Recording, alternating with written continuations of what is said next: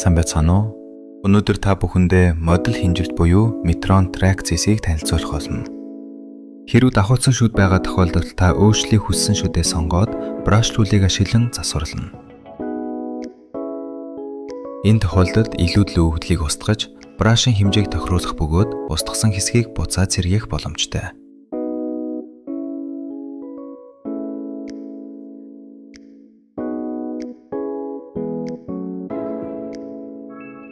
Дэргэцийн баруун талд олон төрлийн хэмжилтийн хариу харах хэрэгслүүд байх бөгөөд тэдгээрээс хамгийн ихэнд байлгах Dental Crowding Measurement-ийг сонгоно.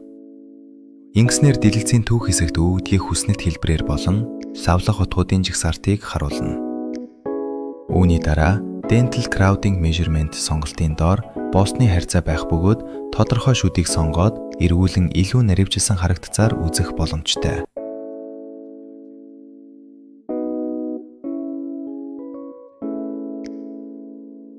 Энд бидэнд Curve of Speak харах сонголт байна.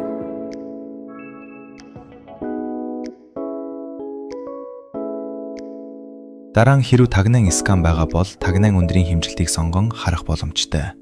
Энэ тохиолдолд тагнаан скан байхгүй тул тухайн хэмжилтийг харах боломжгүй байна. Гэхдээ дээд эрүүний ном болон тагнааг бүрэн скан хийвэл танд тагнаан өндрийн хэмжилт харагдах болно.